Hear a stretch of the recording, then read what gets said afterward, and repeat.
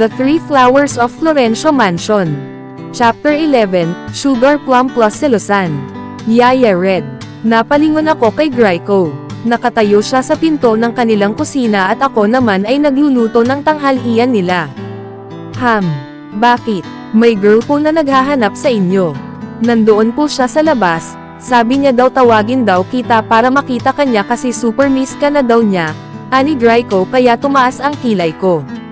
Bakit ganyan ka magsalita? Kunot noong tanong ko. Napakamot naman ito sa batok niya. Sorry, Yaya Red. The girl outside said kasi na dapat daw hindi ako cold magsalita. Tinuruan niya pa ako na ganito dapat ako magsalita. Mas namangha ako nang ngumuso siya. Umiling na lang ako at tumawa. Sinasapian talaga kayong magkakapatid kung minsan, no? Mas lalo lang hamaba ang nguso niya dahil sa tinuran ko. Bahala ka dyan. Aakayat na ako, napahalagpak ako ng tawa dahil doon. Sobrang naging pambata kasi ang tono ng pananalita niya. Anong nangyari doon? Pinatay ko na muna ang stove bago ako nagpunas ng kamay at dumiretso sa salas. Nang makarating sa salas ng mansion ay nakita kong may isang babaeng nakatalikod ng upo mula sa gawi ko. Hello po, ano pong kailangan nyo? Tikhin ko nang makalapit sa likod niya. Pero laking gulat ko na lamang nang tumalon ito at tumili. Wow, BFF ko. I miss you so much na. Marteng saad ni Drethea at pinulupot ang kanyang kamay sa aking bewang. Anong ginagawa nito dito? Tsaka, bakit ibang-iba naman ang hitsura nito nang huli naming pagkikita? Napasinghap naman ako. Nagpaputol ka ng buhok. Gulat kong saad. Ngumuso naman siya at tsaka tumango-tango. Para talagang bata. Teka, bakit ka nga pala nandito? Taas kilay kong tanong at kumalas mula sa pagkakayakap niya. Grabe ka naman, inaaway mo kaagad ako, Ikaw na nga itong pinuntahan ko para kamustahin pero ikaw pa itong nagagalit, nakangusong saad niya. Eddie, sorry na. Nagulat lang naman ako kasi hindi ko in-expect na pupunta ka dito. Miski i-chat o text ako ay hindi mo man lang ginawa, Eddie sana hindi ganito ang salubong ko sa'yo, maptol ko naman. Gaga, Eddie hindi na surprise iyon. Asek niya at inirapan ako. Hindi na nga pero at least alam ko. Kinamot naman niya ang kanyang batok. Haste, wala naman patutunguhan ang pag-uusap nating ito kaya manahimik ka na at shopping na lang tayo.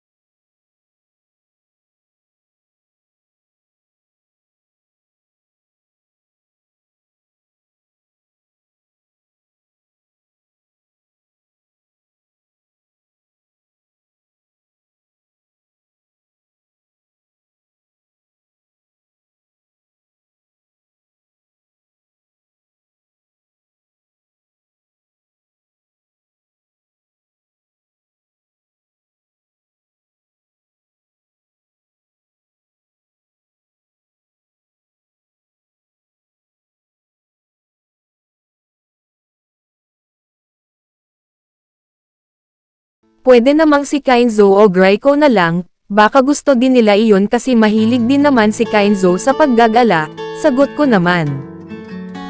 Kasi, busy kasi sila, ayaw ko naman silang ayain kasi baka ayaw din naman nilang sumama, tumikim siya sabay kamot sa kanyang batok. Tinaasan ko siya ng kilay. Hindi mo pa nga natatanong, tapos sasabihin mo agad na ayaw nila. Ano ka, desisyon.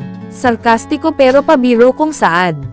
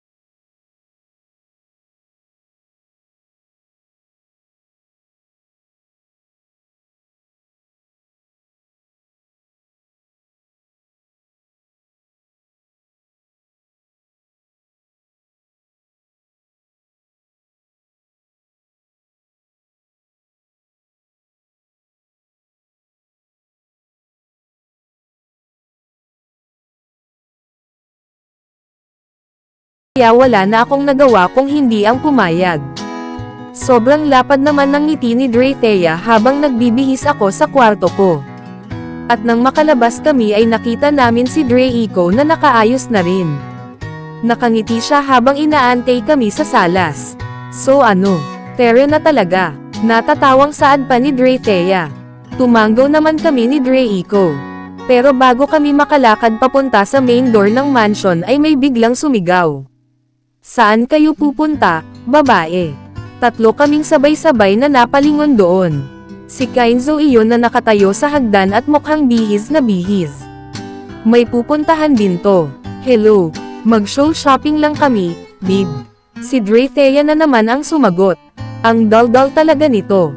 Ganun ba? Sama ako. Sigaw ni Kainzo at patakbong bumaba sa hagdan. Hoy, sure na ba kayong hindi nyo ako isasama? Napalingon naman kami ulit sa isa pang sumigaw. Si Graiko naman iyon na nakaayos din. Ano bang nangyayari sa mga to? Sasama ka rin. Gulat na bulalas ko. Tinaasan niya ako ng kilay. Malamang, Yaya Red. Mga walang hiya kayo. Iiwan niyo talaga ako dito sa mansion na to nang mag-isa lang. So ano ang peg ko dito? Lonely person. Sarkastikong aniya. Umiling naman ako at tumawa na lang. Haste, ang random ng mga to. Nakasakay kami ngayon sa kotse ni Draco.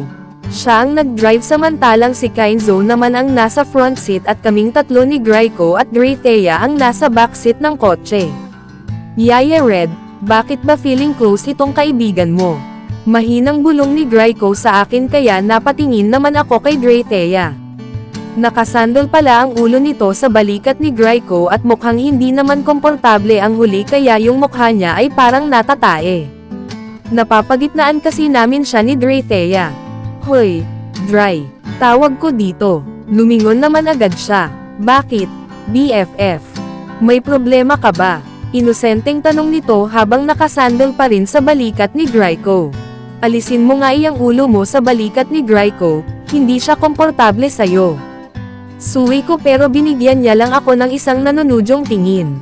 Ay, huwag mong sabihin na nagseselos ka. Napabuntong hininga naman ako. Heto na naman siya sa mga hinala niya.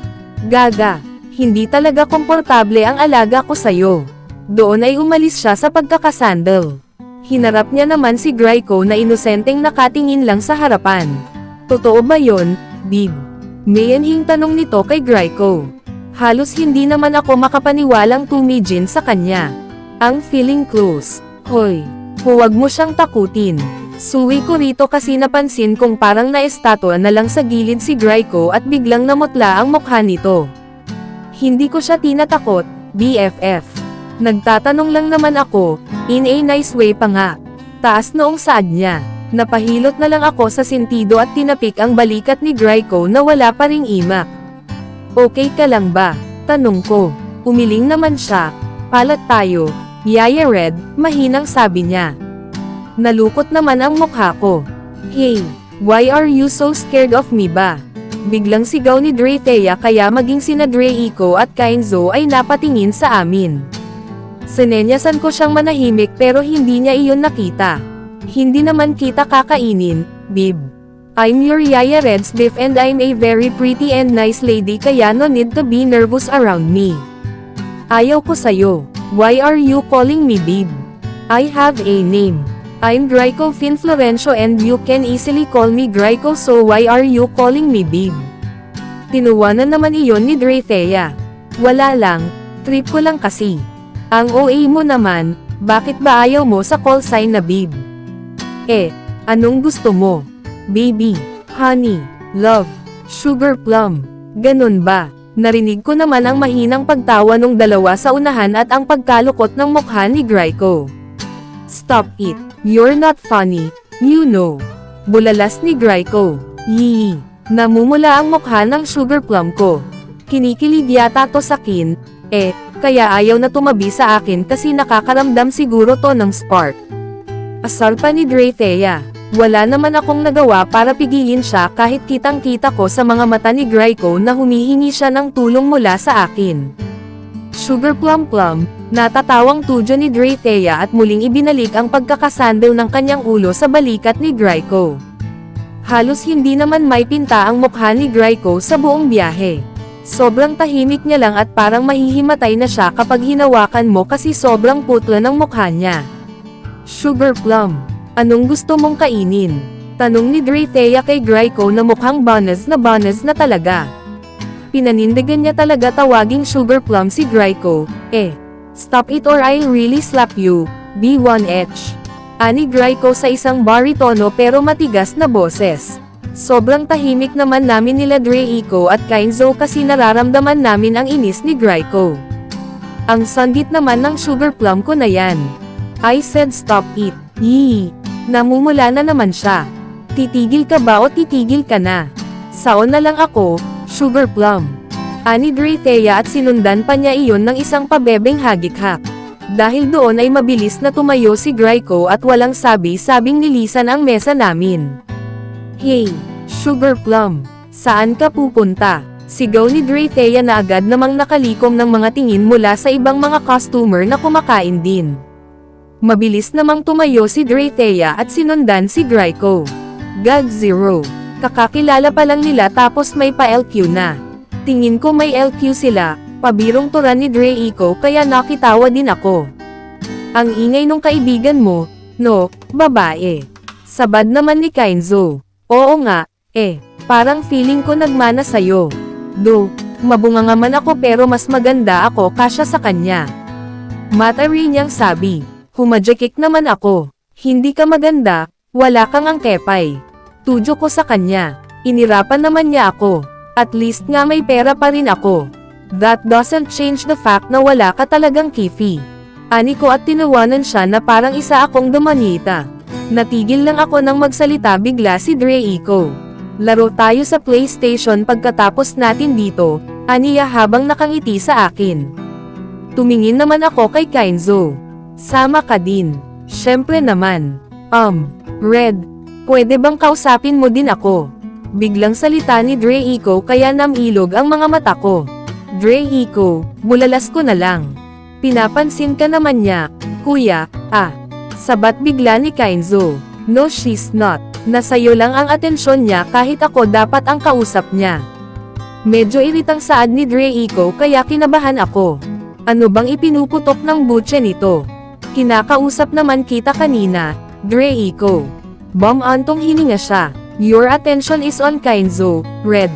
Nagtanong lang naman siya sa akin, kuya. Kinakausap ko kasi siya pero ikaw pa rin ang inuna niyang tanungin. Ano naman ngayon, kuya? Syempre gusto niya lang na makasama ako para mag-enjoy tayong lahat, medyo iritang saad na rin ni Kainzo. Okay fine. Just eat already and we'll go to the PlayStation, si Draco. Tahimik naman akong kumakain nang makaramdam ko ng uhaw. Kaso nakita kong ubos na pala yung coke sa baso ko. Bigla na lang akong nanlumo nang nakatingin sa baso ko. Are you thirsty, babae? Nauuhaw na ba, Red? Sabay na tanong nilang dalawa. At nagkatinginan sila. Here, drink this, babae. Iyon na itong akin, Red. Sabay na namang saad nila at sabay pang iniumang sa harap ko ang mga baso nilang punong-puno pa ng coke. Napakagatlabi na lang ako dahil sa tensyon. Okay lang ako. Bibili na lang ako mamaya ng tubig kapag tapos na tayong kumain, saad ko na lang. No, accept mine, babae. Ani Kainzo. Hindi. Iyong akin na lang, Red. Sabi naman ni Draco at sabay pa nilang ipinipilit sa harap ko na tanggapin ang mga basong hawak nila. Hindi naman na kailangan, No. Tatanggapin mo o tatanggapin mo. Ani Kainzo at sinaman ako ng tingin. Stop it Kainzo, iyong akin ang gusto ni Red. Sabad naman ni Draco at sinaman ng tingin si Draco. Hey, what's happening here? Napalingon naman kami kay Drathea na kada rating lang, kasama niya si Draco na tahimik lang sa gilid niya at parang tutang nakangusok. Si kuya kasi, si Kainzo kasi, sabay na namang sabi nila. Nagpalitan sila ng masasamang tingin at muling bumaling sa akin. Akin ang tanggapin mo, Red. No, accept mine, babae. Bago man ako makasagot ay tumikim si Drathea. Ang haba naman ng hair mo, beef. Anong shampoo ba gamit mo? Ang taray. Sabi niya kaya yumoko na lang ako at napatampol sa aking noo. Bakit ba kasi ako sumama sa kanila? Kung nakarating ka dito sa dulo pahingi naman ng likes at subscribe kita-kita ulit sa susunod na chapter.